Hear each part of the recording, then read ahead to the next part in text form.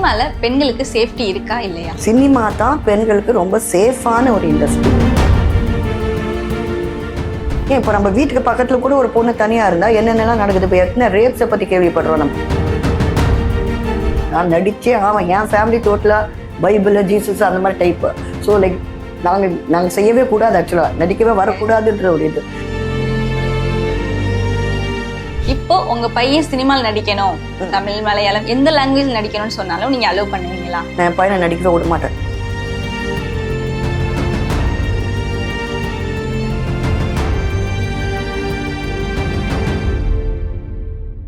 நைன்டிஸ்களின் கனவு கண்ணி கிழக்கே வரும் பாட்டு, அந்த படத்துல நம்ம எப்படி பார்த்தோமோ அந்த வசீகரம் இன்னும் குறையல. Welcome to the show Sharmila Christina. Ma'am, நீங்க குழந்தை நட்சத்திரமா சிவாஜி கணேசன் சார் கூட நடிச்சிருக்கீங்க, அப்புறம் பிரசாந்த், நெப்போலியன் இந்த மாதிரி பெரிய ஆக்டர்ஸ் கூட நடிச்சிருக்கீங்க. அந்த டைம் உங்களோட கோல்டன் பீரியட்னே சொல்லலாம். அந்த டைமோட ஒரு எக்ஸ்பீரியன்ஸ் எங்களால ஷேர் பண்ணிக்க முடியுமா? யூகேஜி படிச்சுட்டு இருக்கும்போது நல்லதொரு குடும்பம் சிவாஜி அங்கிளோட. Sivaji uncle, Balaji uncle, Nambiar uncle எங்க அப்பாவுடைய ரொம்ப க்ளோஸ் ஃப்ரெண்ட்ஸ். ஏன்னா ஓல்டு ஆக்டர் சந்திரபாபு டேடி ரொம்ப ரொம்ப close and use a distant relative of us also. So அதனால அவரோட எப்பவுமே போய் இவங்க எல்லாரோடைய பழக்கம் டேடிக்கு. ஸோ ஆக்சுவலாக வேற ஒரு பாய் சைல்டு நடிச்சிட்டு இருந்த கேரக்டர் அது வந்து சிவாஜி அங்கிளை பார்த்து பயந்து அழுது டைலாக்லாம் பேச முடியாம இருக்கு. ஸோ அவர் சொல்லிட்டாரு, டாக்டருடைய பொண்ணை கூட்டிட்டு வந்துடுங்க அப்படின்ட்டு. ஸோ என்னை கொண்டு போய் 3 காயின்ஸ்ல பாய் கட்லாம் பண்ணி கோட் சூட்லாம் மாட்டி விட்டு கொண்டாந்து ஒரு பாய் மாதிரி பண்ணி அங்கே ஏவிஎம் ஸ்டுடியோஸ்ல ஷூட்டிங் நடக்குது. அப்போதான் எங்கள் அம்மா அப்பாக்கே தெரியும். இப்போ பாலாஜி அங்கிள் வீட்டுக்கு ஃபோன் பண்ணி அம்மா கிட்ட சொல்லியிருக்காரு, நீங்க ரெடியா இருங்க, உங்க ஹஸ்பண்ட் வந்து கூட்டு வந்துடுவாருங்க. அப்புறம் அப்பா பேங்க்குக்கு ஃபோன் பண்ணியிருக்காங்க. ஃபோன் பண்ணி வாங்க பாருங்க பொண்ணு என்ன பண்ணிட்டு இருக்காங்க ஸ்டுடியோல அப்படின்னு சொல்லிட்டு. அப்பதான் பார்த்தா டைலாக். அந்த டைலாக் நான் மறக்க மாட்டேன். ஏன்னா ஃபர்ஸ்ட் டைலாக் எனக்கு கொடுத்தது எனக்கு அம்மா தான் வேணும் அப்படின்னு. அதாவது சிவாஜி கணேசனும் வாணிஷ்ணும் பிரிஞ்சிருவாங்க இந்த படத்துல. அப்போ நான் வந்து அப்பா கிட்ட வளர்ற பையன். ஸோ அவர் ஊட்டி விடுவாரு சாப்பாடு. கொஞ்சம் அம்மா தான் வேணும்னு. ஆனா நான் அப்பா தான் வேணும்னு சொல்லிட்டு இருந்தேன். ஏன்னா சின்னதுல அப்பாவுடைய செல்லம் நான் ரொம்ப. ஸோ அதுதான் 2-3 ரீடேக் போச்சு. ஸோ அது எனக்கு நல்ல எப்பவுமே ஒரு ப்ரெசன்ட் மெமரியில இருக்காது. அதே மாதிரி தியாகராஜன் அங்கிள் என் டேடிக்கு நல்ல ஃப்ரெண்டு. அண்ட் இவங்க நம்ம நம்பியார் அங்கிள், அவர் மூலமா தான் எனக்கு அந்த கிழக்கே வரும் பாட்டு அந்த வாய்ப்பு கிடைச்சிச்சு பிரசாந்தோட. ஆக்சுவலா எங்க டேடி நடிக்கவே கூடாதுன்னு சொல்லிட்டு இருந்தாரு. அப்போ நம்பியார் அங்கிள் தான் சொன்னாரு, நீங்க எப்படி உங்க பொண்ணை ஒரு கட்டுப்பாடா வளர்க்குறீங்களோ அதே மாதிரி தான் பிரசாந்த் அவங்க அப்பா ரொம்ப டிசிப்ளினா வளர்த்துருக்காரு. ஸோ நீங்க பயப்படுற மாதிரி எதுவும் கிடையாது, நீங்க அந்த படம் பண்ணுங்க அப்படின்னு சொல்லிட்டு சொன்னாரு. So that was my first thing in Tamil as a heroine. But அதுக்கு முன்னாடி 2 படம் நான் மலையாளத்துல முடிச்சிட்டேன் ஹீரோயினா. ஃபர்ஸ்ட் படம் மோகன்லால் சரோட 13 years old. அந்த படம் முடிச்சுட்டு அப்புறம் கேலி ஜெயராம் சரோட 2 படம் முடிச்சிருந்தேன். மோகன்லால் சரோட எப்படி வாய்ப்பு கிடைச்சிச்சுன்னா உங்களுக்கு தெரியும். இப்போ பாலாஜி அங்கிள் படம் பண்ணியிருக்கேன் சைல்ட்ஹுட்ல. பாலாஜி அங்கிளுடைய மருமகன் தான் மோகன்லால் சார். ஸோ எல்லாம் பெரிய இடத்துல ரெக்கமெண்டேஷன்ஸோட உள்ள போயாச்சு. அதனால it was comfortable working. Okay ma'am. இப்போ கேரளால நீங்க படம் பண்றீங்க. ஓகே, தமிழுக்கு வரும்போது அந்த லாங்குவேஜ் உங்களுக்கு டிஸ்டர்பன்ஸா இல்லையா? தமிழ் ரசிகர்களோட அந்த அன்பு ஆரவாரம் உங்களுக்கு பயமா இருந்ததா இல்ல ரொம்ப பிடிச்சிருந்ததா? இல்ல, எனக்கு உண்மையிலேயே மலையாளம் தான் கஷ்டமாயிடுச்சு. ஏன்னா நான் தமிழ் பொண்ணு. மலையாளம் வந்து எனக்கு 5 படம் எடுத்துச்சு மலையாளம் வர்றதுக்கு. ஸோ அதான் தெலுங்கு படம் நான் போய் டக்குன்னு ஃபர்ஸ்ட் மூவிலேயே பிக்கப் பண்ணிட்டேன் தெலுங்கு. பட் மலையாளம் 5 படத்துக்கு கஷ்டப்பட்டேன். ஒருவேளை அதனால அங்கே நிறைய வாய்ப்பு வந்துச்சோ என்னமோ, ரொம்ப கஷ்டப்பட்டு நடிச்சனால வந்திருக்குமா என்னவோ தெரியாது. So that was it. உங்க வாழ்க்கையில பல ஏற்ற இறக்கங்கள், சர்ச்சைகள் எல்லாத்தையுமே ஃபேஸ் பண்ணிருக்கீங்க. நீங்க எப்படி அதை ஃபேஸ் பண்ணி ரெக்கவர் ஆகி வந்தீங்க? ஆக்சுவலா சொல்ல போனா நான் ரொம்ப ரொம்ப சென்சிட்டிவ் டைப். அதனால ஒரு சின்ன விஷயம்னா கூட ரொம்ப டென்ஷன் ஆயிடுவேன், அந்த மாதிரி கேரக்டர்.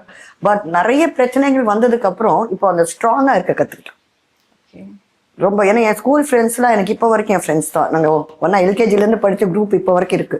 ஸோ தேர் எனக்கு பக்கா பலமா சொல்லுவாங்க, இவ்வளவுதானே நீ விட்டுரு அப்படி இப்படின்னு சொல்லி கொஞ்சம் ஓகே பண்ணி வச்சேன். நீ ரொம்ப சென்சிட்டிவா இருக்க அப்படின்ட்டு. ஏன்னா என் டேடி ரொம்ப செல்லம், நான் எது கேட்டாலும் வாங்கி கொடுத்துருவாரு.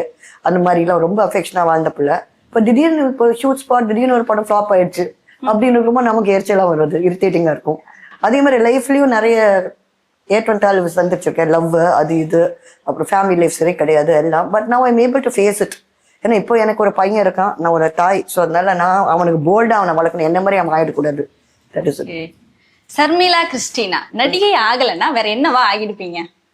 நான் நடிகை ஆகலைனாக்கா என்னை கண்டிப்பா எங்க அப்பா வெளிநாட்டுக்கு அமுச்சு விட்டுருப்பார், ஏதாவது ஃபாரின் கண்ட்ரிக்கு அமுச்சு விட்டுருப்பார். அங்கே போய் சாஃப்ட்வேர் இன்ஜினியரிங் படிச்சிருந்தேன். So that would have sent. But என்னுடைய priority I wanted to be air hostess.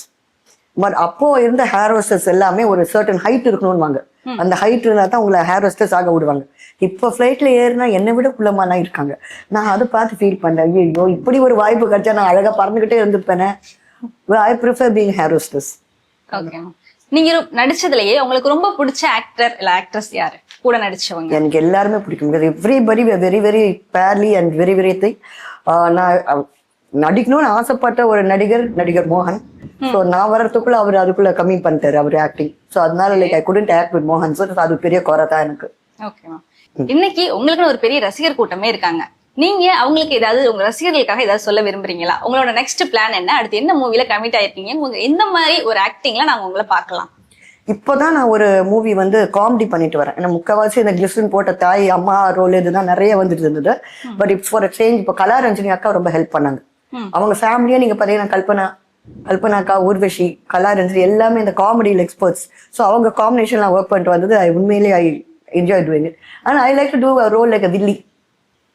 அந்த மாதிரி இது என்ன ஒன்னும் ஆடியன்ஸ்க்கு என்ன சொல்லணும்னு கேட்டாக்கா, எந்த ரோல்ல நம்மள வந்தாலும் அவங்க பார்க்க கத்துக்கணும். ஏன்னா இப்ப கேரளா ஆடியன்ஸை பொறுத்த வரைக்கும் என்ன ஹோம்லியாவே பாத்துட்டாங்க. கொஞ்சம் சேஞ்சா நான் மாடர்னா பண்ணா தே டோன்ட் லைக். தனத்துல அந்த பாவப்பட்ட இமேஜ்னு நமக்கு ஒரு டிஃபரன்ஸ் செஞ்சு காட்டணும்ல. அதாவது வந்து நீங்க சொன்ன மாதிரி எல்லாமே உங்க கோபம் every thing you have to show in your acting. இப்போ நம்ம ரம்யா கிருஷ்ணா படையப்பால என்ன மாதிரி ஒரு கேரக்டர், ரைட்? இப்போ பாகுபலியில் என்ன மாதிரி வராங்க ரம்யா கிருஷ்ணன், பார்க்க ஒரு பவர்ஃபுல்லான கேரக்டர். நமக்கும் செய்யணும்னு ஆசையா இருக்கு. பட் இவங்க பிராண்ட் பண்ணி டோட்டலி இந்த ஃபேமிலி ஹோம்லின்னு அப்படி தள்ளி விட்டாங்க. ஸோ இந்த மாதிரி இது கொஞ்சம் பண்ணா they also should learn to support. ஒரு நடிகை என்ன பிடிக்கணும்னு நடிக்க விடணும். நிறைய பேர் நீங்க பாத்தீங்கன்னா இப்போ அந்த காலத்துல கனகா வந்து கரகாட்டக்காரில் வந்து அவங்க மாடர்னா போட்டா பார்க்க மாட்டாங்க நிறைய ஆடியன்ஸ். அப்படி இல்லாம எல்லாமே பார்க்க கத்துக்கிட்டா நாங்களும் நல்ல டிஃப்ரெண்டா நினைப்போம். ஓகே. சினிமாவோட உச்சத்துல இருந்தபோது நீங்க ஒரு முடிவு எடுத்திருப்பீங்க. கொஞ்ச நாளுக்கு அப்புறம் இல்ல கொஞ்சம் வருஷத்துக்கு அப்புறம் இந்த முடிவு நம்ம எடுக்காம இருந்திருந்தா நம்ம லைஃப் கொஞ்சம் மாறி இருக்குமோ இல்ல நல்லா இருந்திருக்குமோ அப்படின்னு நீங்க ஏதாவது நினைச்சிருக்கீங்களா? நீங்க எடுத்திருக்கீங்களா? பீக் டைம்ல நான் கல்யாணம் பண்ணி தான் தப்பா போச்சு. ஆமா, பீக் டைம்ல நான் கல்யாணம் பண்ணி தான் பெரிய தப்பு. அந்த டிசிஷன் எடுக்காம இருந்துதான் நேரம் அந்த ஒரு கேப் வந்திருக்காது. ஏன்னா 4 years நடிக்க கூடாதுன்னு என் ஹஸ்பண்ட். ஸோ அதனால அந்த 4 வருஷம் எனக்கு அது ஒரு இதா போச்சு. அதுக்கப்புறம் எங்களுக்குள்ள பிரிஞ்சிட்டோம். திருப்பி நான் பிக்கப் ஆக எவ்வளவு கஷ்டப்பட்டேன்னு எனக்கு தெரியும். It was like new face entering back. இப்போ இந்த கேப் கொடுத்தா கூட நியூ ஃபேஸ் மாதிரி தான் இருக்கு. நம்ம we have to go for chances. இப்போ எனக்கு ஃபர்ஸ்ட் படத்துல இருந்தே ஹிட் ஆனதுனால ஆட்டோமேட்டிக்கா எனக்கு ஆஃபர்ஸ் வந்துட்டு இருந்துச்சு. ஸோ அது எனக்கு அந்த ஒரு கஷ்டம் தெரியல. பட் இந்த ரீஎன்ட்ரி போது தான் அந்த கஷ்டமே தெரிஞ்சது எனக்கு. அப்போ சினிமால இருக்கிறவங்க நடிக்கவே கல்யாணம் பண்ணவே கூடாதுன்னு சொல்றீங்களா? அவங்க கரெக்டான நபரை தேர்ந்தெடுத்து நல்ல எல்லா நாளும் ஆலோசிச்சு கல்யாணம் பண்ணிக்கணும். ஃபாஸ்டா ஒரு டிசிஷன் எடுக்கக்கூடாது. திரைத்துறையில வெற்றி தோல்வி இயல்பு. நான் வெற்றி பெறும்போது என் கூட இத்தனை பேர் இருந்தாங்க, ஆனா நான் தோல்வி அடையும் போது என் கூட யாருமே நிக்கல அப்படின்னு எனக்கு ஃபீல் பண்ணிருக்கீங்களா? உண்மையாவே இப்படி யாரும் இல்ல, உண்மையில என் ஸ்கூல் ஃப்ரெண்ட்ஸ் எல்லாம் அப்போல இருந்து இப்போ வரைக்கும் நிக்கிறாங்க. அந்த சொந்தக்காரங்க தான் இப்ப கூட இல்ல. ஏன்னா நான் பீக்ல இருந்தபோது சொந்தக்காரங்க நிறைய பேர் வந்துட்டு இருப்பாங்க, எல்லாமே பண்ணிட்டு இருப்பாங்க. இப்போ சொந்தக்காரங்களே கும்பலே காணா போயிடுச்சு. பட் ஃப்ரெண்ட்ஸ் கேங் அப்படியே தான் இருக்கு. உங்களை பத்தி ஊடகங்கள்ல சில தவறான கருத்துக்கள், உண்மைக்கு புறம்பானது, அந்த மாதிரி கருத்துக்கள் எல்லாம் வரும்போது நீங்க அதை எப்படி அக்செப்ட் பண்ணிக்கிறீங்க? எப்படி அதை கடந்து போறீங்க? சில நேரத்தில் நம்மளை பத்தி அன்னெசரியான காசிப் ரூமரை வருது. இப்போ ரீசெண்டா நான் ஒன்று கேள்விப்பட்டேன். நான் கேரவேன் கேட்கறேன்னா, கேரவேன் இல்லைன்னா நான் கோவப்பட்டு போயிடுறேன்னா, இந்த மாதிரி ஒரு கோஷ்டி சொல்லிட்டு சுத்திட்டு இருக்காங்க. நான் சொன்ன நான் நடிக்க வந்த சீசன்ல கேரவேன் ஸ்பெல்லிங் கூட எனக்குலாம் தெரியாது. அப்படி இருக்கும்போது நாங்களாம் எப்படி கேரவேன் கேட்கறதா நீங்களாம் நம்புறீங்க? அதுவும் முக்கால்வாசி நான் பண்றது எல்லாம் லோ பட்ஜெட் ஃபிலிம் தான். ஏன்னா ஹை பட்ஜெட்குள்ள ஆல்ரெடி சரண்யா உள்ள போயிடுறாங்க. ஹை பட்ஜெட் எழுதும் போதே சரண்யா அவங்க ஆர்டிஸ்ட் ஃபிக்ஸ் பண்ணிட்டு போயிடுறாங்க. லோ பட்ஜெட் தான் they come in search of artist like me. அப்போ எப்படி நான் போய் கேரவேன் கேட்பேன்? இந்த மாதிரி தேவையில்லாததுல சொல்லி அவங்க தேவையில்லாம பயந்து எனக்கு 2-3 படம் இருந்தாலும் கேன்சல் ஆயிடுச்சு. இல்ல மேடம், நாங்க ரொம்ப சின்ன கம்பெனி, நீங்க கேரவேன்லாம் கேட்பீங்க, எனக்கு ஃபோன் பண்ணி கேளுங்களப்பா. ஏன்னா எனக்கு வந்து மேனேஜர் பிஆர்ஓ யாரும் கிடையாது. நான் டைரக்டா தான் கான்டாக்ட் பண்றேன். Welcome to call me any time. அது ஜஸ்ட் அந்த கம்யூனிகேஷன் கேப்ல வர்றது இது. இல்ல கேரவேன் கேட்டா தப்பா இல்ல? ஏன் அப்படி ஒரு கேரவேன் வந்து the producer have to bear the costல. இப்போ ஒருத்தருக்கு கொடுத்தா எல்லாருக்கும் கொடுக்கணும். புரியுதுங்களா? இப்போ எல்லாருக்கும் ஒரு கேரவேன் என்ன அது காஸ்ட் ஆஃப் ப்ரொடக்ஷன். அது லோ பட்ஜெட் தாங்க மாட்டாங்க. தமிழ், மலையாளம், தெலுங்கு, கன்னடம் இப்படி பல லாங்குவேஜ் மூவிஸ் பண்ணிட்டு இருக்கீங்க. உங்களுக்கு ரொம்ப பிடிச்ச படங்கள் எது நீங்க தேர்ந்தெடுத்து பண்ணுவீங்க? தமிழ், தெலுங்கு இதுல உங்களுக்கு ரொம்ப பிடிச்ச ஒரு இல்ல, எனக்கு ஐ கோ வயா மை கேரக்டர்.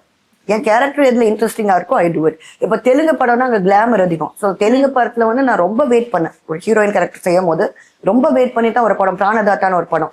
அது டோட்டலா ஃபேமிலி டிராமா, அப்பா அம்மா பொண்ணு அந்த டைப். நான் டோட்டலி ரொம்ப கிளாமர்ல இல்லாத ஒரு படம். ஸோ அதனால அந்த மாதிரி தான் செலக்டிவா போவேன். நான் செலக்டிவா போறேன்னா கிளாமர் ரொம்ப பண்ண மாட்டேன். அந்த மாதிரி தான் I will select a character. நீங்க லாங்குவேஜ் எல்லாம் கத்துக்கிட்டு போவீங்களா இல்ல படம் பண்ண கத்துக்கலாம்? படம் பண்ணதான் படம் பண்ணதான் கத்துக்கணும் அப்படிதான். ஓகே, இப்போ நீங்க என்ன படம் பண்ணிட்டு இருக்கீங்க? ரீசன்ட் டேஸ்ல நீங்க பண்ற படம், அதுல நீங்க புதுசா ஏதாவது கத்துக்கிட்டு இருப்பீங்கல்ல, அதுல ஏதாவது ஒண்ணு மக்களுக்காக? இது இப்போ ரகுராமன் ஒரு படம் ரிலீஸ் ஆயிருக்கு. அந்த படம் வந்து நீங்க பாத்தீங்கன்னா ஆதிஷ் பாலா வந்து நம்ம நிறைய தமிழ் படத்துல பண்ணவர் தான். அவர் தான் அதுல ஹீரோவா பண்ணியிருக்காரு. அதுல வந்து மகாராணி கேரக்டர். மகாராணி என் ஹஸ்பண்ட் வந்து வேற கல்யாணம் பண்ணிட்டு அது பிறக்கிற குழந்தை தான் இவர் ஹீரோ. பட் ஐ வில் என் பையன் மாதிரியே பாத்துக்குவேன், கொண்டுக்குவேன். அந்த மாதிரி நல்ல ஒரு கேரக்டர். Okay ma'am. நீங்க குழந்தை நட்சத்திரமா சிவாஜி கணேசன் சார் கூட ஒர்க் பண்ணிருக்கீங்க. அந்த எக்ஸ்பீரியன்ஸ் ஷேர் பண்ண முடியுமா? சார் எந்த அளவுக்கு க்ளோஸா நல்லா பழகுவாங்க, எவ்வளவு ஜாலி? அந்த காலத்துல நாங்க எப்பவுமே சாட்டர்டே சண்டே போனா அங்கிள் வீட்டுக்கு தான் போவோம். Saturday Sunday. ஸோ எனக்கு ஷூட்டிங் மாதிரியே தெரியல. எப்பவுமே சாட்டர்டே சண்டே அங்கிளை பாக்குற மாதிரி, சரி அவர் ஏதோ சொல்றாரு அதை செஞ்சிடலாமே அப்படின்னு சொல்லிட்டு அந்த ஆக்டிங்னே எனக்கு அது புரியல. எப்பவுமே இருக்க மாதிரி வெரி வெரி அஃபெக்ஷனேட் பர்சன். அவர்கிட்ட இருந்து நீங்க ஸ்பெஷலா கத்துக்கிட்டது? ஏன்னா ஒரு பெரிய லெஜெண்ட், நிறைய பண்ணுவாரு. அவரோட ஆக்டிங் சரி, நடக்கிற ஸ்டைலும் சரி, அவர் கொடுக்குற ரியாக்ஷன்ஸும் சரி, அதுல இருந்து இந்த ஒரு விஷயம் நான் கத்துக்கிட்டேன், இந்த ஒரு விஷயம் நான் எடுத்து இந்த படத்துல பண்ணி பாத்திருக்கேன், ட்ரை பண்ணிருக்கேன் அப்படின்னு ஏதாவது ஒரு சீன் இருக்கு? நான் ஒண்ணு மட்டும் அவர்கிட்ட எனக்கு எப்பவுமே அவர் சொன்னது, ஒரு படம் முடிச்சிட்டு அந்த படம் ரிலீஸ்க்காக காத்திருக்காது. ஏன்னா அது வந்து கிட் ஆக சான்ஸ் இருக்கு, ஃபிளாப் ஆக சான்ஸ் இருக்கு. வந்தா நீ பாத்து சைன் பண்ணிட்டு போயிடு. ஏன்னா எல்லாருமே யூனிட்ல என்ன சொல்லுவாங்கன்னாக்கா, ஏன்னா அவங்க ஹீரோயின் எக்ஸ்போஸ் ஆகக்கூடாதுன்னு, இந்த படம் ரிலீஸ்க்கு அப்புறம் பாருங்க நீங்க என்ன மாதிரி பண்ண போறீங்க, அதுக்குள்ள வேற பட்ஜெட்டுக்கு போயிட்டீங்கன்னா பிரச்சனை, இது முடிச்சா நிறைய பட்ஜெட் உங்களுக்கு கிடைக்கும், அதனால படம் ரிலீஸ் வரைக்கும் வெயிட் பண்ணுங்க. சிவாஜி பண்ணவே பண்ணாது அந்த தப்பு. வரும்போது தான் வரும். இப்போ நீங்க தூங்கிட்டு இருக்க நேரத்துல கூட ஒரு ஹீரோயின் வந்து டக்குன்னு அவங்க பிக்கப் ஆகி போயிடுவாங்க. ஓகேங்களா? ஸோ வர வாய்ப்பை விட்டுறாதீங்க. வரும்போது அது போய் செஞ்சுட்டு வாங்க. அதான் சொல்றேன். ஓகே. தமிழ், மலையாளம், கன்னடம், தெலுங்கு, இதுல உங்களுக்கு எது ரொம்ப கஷ்டமா இருந்தது? ஒரு பொண்ணுன்னா இப்படிலாம் ஃபேஸ் பண்ண வேண்டியதா இருக்கு அப்படின்னு எவ்வளவு ப்ராப்ளம்ஸ் நீங்க ஃபேஸ் பண்ணி வந்து? எனக்கு உண்மையிலேயே எனக்கு ரொம்ப ப்ராப்ளமேட்டிக் இருந்தது கன்னடம். ஏன்னா ஃபர்ஸ்ட் ஆஃப் ஆல் நான் லாங்குவேஜ் எனக்கு வர்றதுக்கு ரொம்ப கஷ்டப்பட்டேன். ஏன்னா இது ரொம்ப சின்ன வயசுல டீனேஜ்லயே தெலுங்கு மலையாளம் பண்ணிட்டேன். இது நான் பண்ணும்போது 30 years இருக்கும் எனக்கு. கண்ட படம் இந்த தமிழ் மன்மதன் ரீமேக் இன் கன்னடா, அதுல வந்து Sindhu Tolani character. So that is one movie which I did glamour. ஸோ அப்போ அது எனக்கு கொஞ்சம் கஷ்டமா இருந்துச்சு செய்ய. ஏன்னா ரொம்ப நாளைக்கு அப்புறம் பண்ண ஆனால் அவங்க ப்ராம்ப்டிங் என்னால் பிடிக்க முடியல. ஏன்னா சம்டைம்ஸ் மலையாளத்தில் முடியுது, சம்டைம்ஸ் தமிழ்ல முடியுது, சம்டைம்ஸ் தெலுங்குல முடியுது அந்த language. So very difficult to study that language. Okay.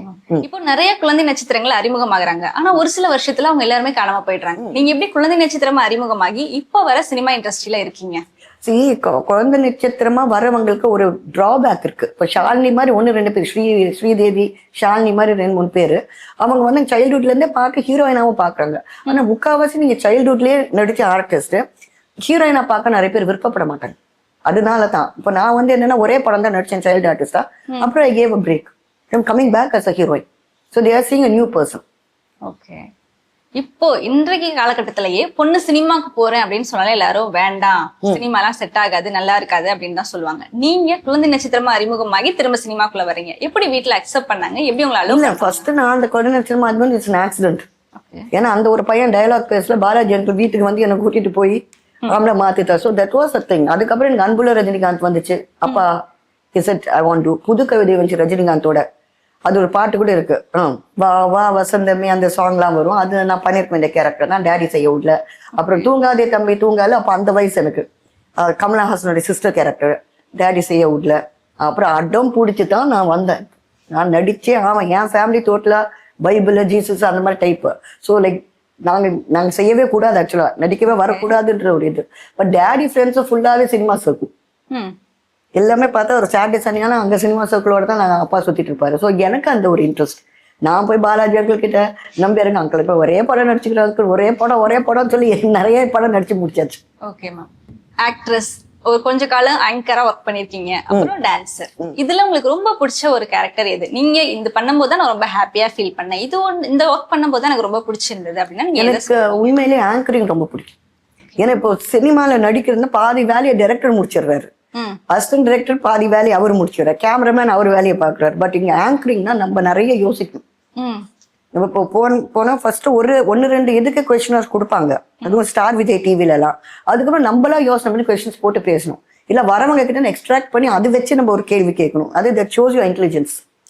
So that is nice, that's challenging. Okay. ஆனா ஃபர்ஸ்ட் டைம் ஆங்கரிங் பண்ணும்போது அது உங்களுக்கு ஒரு மாதிரி பதட்டமா, இல்ல என்ன கேள்வி கேட்கறது நம்மளோட பெரிய ஆளுங்க பிகினிங்ல வந்து எடுத்து கொடுத்துட்டாங்க, போக போக நான் பிக்கப் பண்ணிக்கிட்டேன். ஓகே. இல்ல ஒரு பெரிய ஆளை வச்சு நம்ம இன்டர்வியூ பண்றோம்னா அவங்க மூலமா ஏதாவது கான்டாக்ட் வாங்கணும், அந்த மாதிரி ஏதாவது ட்ரை பண்ணிருக்கீங்களா? இல்ல actually we should not do that. ஏன்னா ஒருத்தவங்க பேட்டி கொடுக்க வரும்போது அவங்களுக்கு they should have a privacy. So unless and until they ask for my number, நான் அவங்க நம்பர் போய் கேட்கறது கிடையாது. ஏன்னா என்னடா இது வந்து போனதுக்கு நம்பர் எல்லாம் கேட்கறாங்க கொள்றாங்க. Some people feel uncomfortable. இல்ல ஓகே மேம். விஜய் சார் அரசியலுக்கு வர்றாங்க. விஜய் சார் மட்டும் இல்ல, இன்னும் சில முக்கியமான பிரபலங்கள்லாம் அரசியலுக்கு வர ஆரம்பிச்சிட்டாங்க. விஜய் சார் அரசியல்ல சிஎம் ஆவாரா? ஏன் இப்போ எல்லாரும் அரசியலுக்கு வர்றாங்க? எனக்கு தெரிஞ்ச சான்சஸ் அது நிறைய சான்சஸ் அது. ஏன்னா பிகாஸ் இப்போ வந்து அவங்க எல்லா கட்சியும் ட்ரை பண்ணிட்டாங்க. இது ஒரு புது கட்சி வருது, அது விஜய் சார் வர்றாரு. ஸோ விஜய் சாருக்கு ஃபேன்ஸ் அதிகம். So out of inclusiveness itself they will put the vote.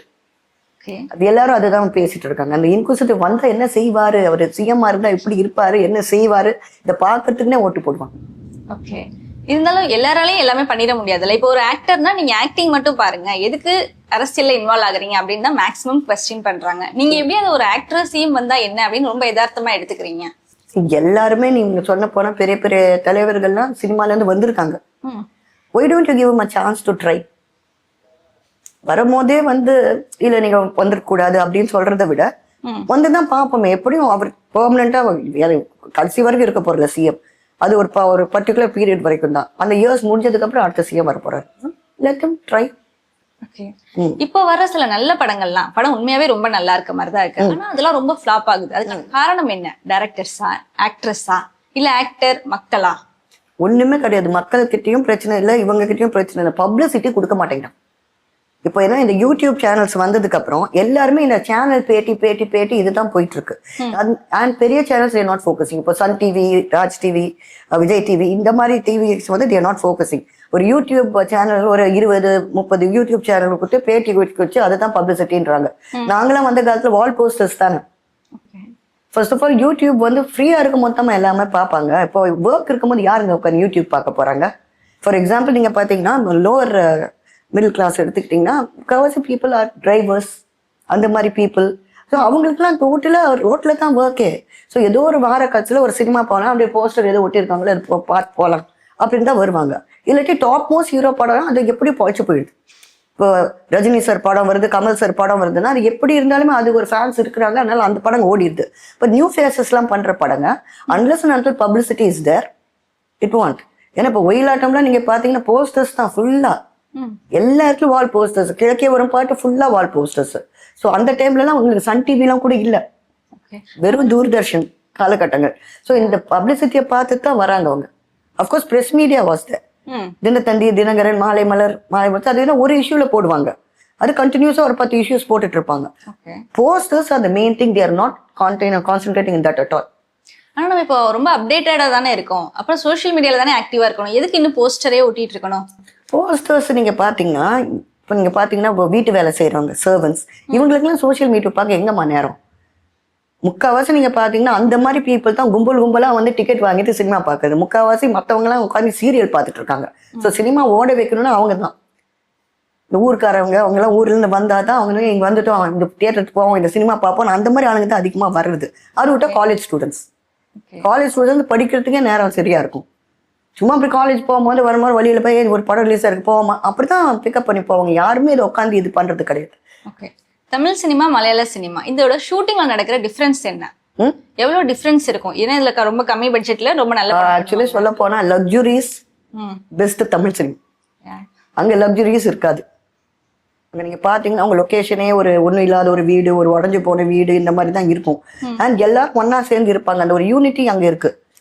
ஏன்னா இங்க வந்து they have the caravan culture, so everybody tries to get into caravan or something and they don't ஒருத்தர்கிட்ட பேசிக்கிறதே கிடையாது. இப்ப நாங்களா இருந்த காலகட்டங்களில் எல்லாம் உட்காருவோம், எல்லாம் ஒன்னா சாப்பிடுவோம், எல்லாம் ஒன்னா பேசுவது. அந்த சூழ்நிலை இன்னும் கேரளால இருக்கு. தமிழ் சினிமால ஒற்றுமை இருக்கா இல்லையா? ஒற்றுமை வந்து I don't get the question. ஒற்றுமை அப்படின்னாக்கா அது அவங்களாம் பண்ணிக்கிறது. இப்போ வந்து அவங்க சிம்பிளா எல்லார்கிட்டையும் பழகணும்னு நினைச்சா ஒற்றுமை இருக்கும். இல்ல இது சும்மா வந்தோம், காசு பண்ணோம், நம்ம வந்தோம், நம்ம நடிக்கிறோம், காசு வாங்குறோம், போறோம்னா அங்க ஒற்றுமை இருக்காது. அந்த யூனிட்ல நான் பார்த்த வரைக்கும் லோ பட்ஜெட்ல ஒற்றுமை இருக்கு. ஏன்னா எல்லாமே நான் கேரவன்ல very very hard to find. எல்லாம் ஒவ்வொருத்தருக்கு ஹெல்ப் பண்ணிக்குவாங்க. ஏன்னா நீங்க பாத்தீங்கன்னா ரொம்ப பெரிய பெரிய படங்களை பார்த்தா பெரிய ஹீரோஸ் வரும்போது 2-3 அசிஸ்டன்ட்ஸ். ஸோ அவங்களே தான் ஓடுறது, எல்லாம் பாக்குறது, பேசுறது. இங்க நாங்க ட்ரெஸ்ஸிங் கூட ஒவ்வொருத்தருக்கு ஹெல்ப் பண்ணிக்குவோம். So the unity is there in this. Okay. நாங்க எதுக்கு ஒற்றுமையா இருக்கணும்? ஏன்னா இப்ப நான் காசு கொடுக்குறீங்க, நடிக்க வரேன், நடிச்சுட்டு போறேன், எதுக்கு நான் மத்தவங்க கூட்ட பேசி இன்டராக்ட் ஆகும்? அப்படி நடிக்கிறவங்க சீக்கிரமா வெளியில போயிடுறாங்க இண்டஸ்ட்ரியில இருந்து. எப்படி இப்போ நம்ம என்ன இப்போ பேசிட்டு இருக்கோம். இப்போ யாரோ ஒரு ஆங்கர் கேட்குறாங்க, பிகாஸ் வேறு தான் நான் உங்களுக்கு கண்டிப்பாக சஜஸ்ட் பண்ணுவேன். இதுவே நீங்கள் கண்டுக்காம போயிட்டு இருந்தீங்கன்னாக்கா யார் உங்களுக்கு ரெக்கமெண்ட் பண்ணுவா? PROs managers are not going to do always. உங்களுக்கு அழகு இருக்க இளமை இருக்குன்னா பிஆர்ஓஸ் மேனேஜர் கொஞ்சம் சப்போர்ட்டிவ். லைஃப் லாங்க்கு எப்படி? இப்போ இந்த படம் நான் போனது கலாரஞ்சினி அக்கா தான் எனக்கு ரெக்கமெண்ட் பண்ணாங்க. கலாரஞ்சினி அக்கா just seen her once or twice I seen her in some functions. அதை ஞாபகம் வச்சு நான் இன்னைக்கு சொல்லி எனக்கு கூட்டிட்டு வராங்க, சார்மில் வந்தால் நல்லா இருக்கும். அந்த ஒரு ஃப்ரெண்ட்ஷிப் இருந்தால் தான் அது முன்னேற முடியும். Okay ma'am. இப்போ உங்க பையன் சினிமாவில் நடிக்கணும், தமிழ் மலையாளம் எந்த லாங்குவேஜ் நடிக்கணும்னு சொன்னாலும் நீங்க அலோவ் பண்ணுவீங்களா? நான் என் பையனை நடிக்கவே விட மாட்டேன். ஏன் மேம்? நடிக்கவே விட மாட்டேன். இப்போ முந்தி மாதிரி சினிமா இல்லை. இப்போ சினிமா ஊந்துட்டு வருது. There is no future in cinema. புரியுதுங்களா? முந்திலாம் ஹீரோஸ் போல ஒவ்வொரு சந்து புந்துக்கு ஒவ்வொரு ஹீரோ வராங்க. நிக்கிறாங்களா யாராவது? ஒன்னு ரெண்டு நல்லது தானே, எல்லாரும் ஹீரோவா வர்றது, ஒரு ஆக்ட்ரஸ் வர்றது, புதுசா ஒருத்தவங்க வர்றது. இப்போ ஆக்சுவலி சொல்ல போனா இதுல ஃபியூச்சரே இல்லாம ஆயிடுச்சு ஹீரோஸ். அதுக்கு படிச்சு ஒரு நல்ல ஒர்க்குக்கு போனாலும் ஹில் ஹேவ் அ ஃபியூச்சர். இது படிப்பையும் கெடுத்த மாதிரி ஆகும். இப்போ பாப்புலர் ஆயிட்டு பாப்புலர் ஆக்கி விட்டுறோம். 2 படம் சூப்பர் ஹிட், அதுக்கப்புறம் ஃபிளாப்ஸ், வேற வேலைக்கு தானே போய் ஆகும். அங்க இவரை ஏத்துக்குவாங்களா ஒரு ஃப்ரெண்டா? பிரிச்சு தான் பார்ப்பாங்க, இல்ல சீண்டி பார்ப்பாங்க. புரியுதுங்களா? அதனால அவர் சொசைட்டியோட சேர்ந்து இருக்கிற மாதிரி அது இல்லை. அதான் இப்போ உங்க பையன் எந்த வேலைக்கு போகணும், இப்போ அவரே விருப்பப்பட்டு நான் சினிமா போறேன் அப்படின்னு சொல்லும் போது நீங்க அதை எப்படி தடுக்க முடியும்? இல்ல ஐ வில் டெல் நோ. ஏன்னா இப்போ பாருங்க, கண்டினியூஸா எங்க ஒர்க் வருது, கண்டினியூஸா ஒர்க் வர மாதிரி. இன்னைக்கு ஒரு ஷூட்டிங் வந்துச்சுன்னா 2 மாசம் தள்ளி தான் ஒரு கரெக்டான ஒர்க் வருது. இப்போ என் பையன் மாதிரி எத்தனையோ பசங்க நடிக்க வருவாங்க. ஓகேங்களா? அவங்க லுக்குக்கு ஏற்ற மாதிரி தானே. இப்போ ஒரு மாடர்ன் சப்ஜெக்ட் எடுத்தா மாடர்னாவே தான் நடிக்க வேண்டியதா இருக்கு. டக்குன்னு கிராம சப்ஜெக்ட் போனா ஃபெயிலியர் ஆயிடுறாங்க. புரியுதுங்களா? இப்போ பாருங்க, பெரிய பெரிய சிகரங்களுடைய பசங்களாலேயே இப்போ பெருசா பண்ண முடியல. ஏன் பிரபு சார் பையன் வந்திருந்தாரு, அவரும் ஒரு பாப்புலர். ஈவன் வேற மாதிரி நான் நடிச்சிருக்கேன் அவரோட. Nice character, very jolly, very jovial kind and all that. But is not able to come like his தாத்தா or his father. Karthik sir பையன் வந்திருக்காரு, கௌதம் கார்த்திக் சார் அளவுக்கு அவரால் ஒன்றும் பண்ண முடியலையே. ஹீரோவா இருக்காரு, பட் கார்த்திக் சார் அளவுக்கு இல்லை. இப்போ காலகட்டங்கள் அப்படி ஆயிடுச்சு. ஏன்னா நிறைய வந்துருச்சு என்டர்டெயின்மெண்ட்டுக்கு. இப்போ ஒரு சினிமா பாக்குறத விட இப்போ என்ன பேட்டி எடுக்கிறீங்களே, இதை பார்க்கறது ஆடியன்ஸ் அதிகம். ஏன்னா மொபைல் ஃபோன் கையிலே இருக்கு, டக்கு டக்குன்னு எடுத்து இதை பார்க்குறாங்க. இது பாப்கார்னை வாங்கி, சிப்ஸை வாங்கி, தியேட்டருக்கு போய் டிக்கெட்டை வாங்கி, அதுக்கு டிரான்ஸ்போர்டேஷன் வேற, இதெல்லாம் நினைச்சா அது just sitting at home, Amazon, நெட்ஃபிளிக்ஸை பார்த்து உட்காந்துட்டு இருக்காங்க. இப்போ இருக்கிற சினிமால இந்த ஒரு விஷயம் மட்டும் சேஞ்ச் ஆனா நல்லா இருக்கும் அப்படின்னு நீங்க எந்த விஷயத்த சேஞ்ச் பண்ண நினைக்கிறீங்க? எந்த விஷயத்த சேஞ்ச் பண்ணோம்னாக்கா, நாங்கெல்லாம் வருஷ கணக்கா மலையாள படமே நிறைய நடிச்சிட்டோம். நம்ம பொண்ணுக்கு நம்ம வாய்ப்பு கொடுக்கணும்னு நினைக்கணும். இப்ப பாரு, நிறைய மலையாளி ஆக்ட்ரஸஸ் அங்கிருந்து இங்க நடிச்சிட்டு இருக்காங்க. நாங்க இங்க இருந்து அங்க போய் நடிக்கிறோம். இது மாதிரி அவங்க சேர்ந்த இதுல கொடுத்தா எங்க தாய்மொழியில பேசி நடிக்கிறது நாங்க சந்தோஷப்படுவோம். முக்கால்வாசி நீங்க நியூ ஃபேஸஸ் யாருன்னா வரா, நீங்களே சொல்லுங்க. தமிழ் நடிகை அப்படின்னு சொல்றதுக்கு முக்கால்வாசி கூட மலையாளிஸ், தெலுங்குக்காரங்க, முக்கால்வாசி நார்த் இந்தியா. அதனால நம்ம ஊர்க்காரங்களுக்கு ப்ரிஃபரன்ஸ் தரும். தமிழ் சினிமானா கிளாமரா நடிக்க சொல்லுவாங்க, மலையாளம்னா இந்த ப்ராப்ளம் இருக்காது அப்படின்னு ஒரு சொல்றாங்க. அது உண்மையா இல்ல அது பொய்யா? மலையாளத்துல 2 வகை இருக்கு. ஒண்ணு சாரி அண்ட் கிளிசரின், ஒண்ணு ஓவர் கிளாமர். ஒன்னு ஏ படங்க, ஒன்னா ஏ படங்க, இல்ல இந்த மாதிரி ஃபேமிலி ஆடியன்ஸ், அப்படி பிரிச்சிடுறாங்க. இப்போ எல்லாமே வர ஆரம்பிச்சிருச்சு. இப்போ அங்கேயும் நீங்க பாத்தீங்கன்னா கிளாமர் பண்றது காமனா போயிட்டு இருக்கு. ஏன்னா இப்போ போட்டி தான் பண்றாங்க. இப்போ எல்லாமே பேன் இந்தியா மூவிஸ் ஆயிடுச்சு. ஸோ மலையாள படம் இங்க ரிலீஸ் ஆகுது, இங்க இருக்க படம் அங்க ரிலீஸ் ஆகுது, தெலுங்கு படம் தமிழ்ல வர்றது, it's become like pan India. So இப்போ ஜென்ரலா படமே எல்லாத்துக்கும் ஏற்ற மாதிரி எடுக்கிறாங்க. பட் எனக்கு பிரச்சனை கிடையாது. ஏன்னா நாங்க இப்போ மதர் கேரக்டர், சிஸ்டர் கேரக்டர் அப்படி வந்துட்டோம். ஸோ நமக்கு அந்த ப்ராப்ளம் இல்லை. ஓகே. ஆனா இப்படி கிளாமரா தான் பண்ணணும் அப்படின்னு நினைக்கும் போது நிறைய ஆக்ட்ரஸ் எல்லாம் உள்ள வர மாட்டாங்கல்ல, எனக்கு இந்த மாதிரி வேண்டாம் அப்படின்னு சொல்லிட்டு நானு தேவியானிலாம் நிறைய படம் விட்டுருப்போம் அந்த காலத்துல.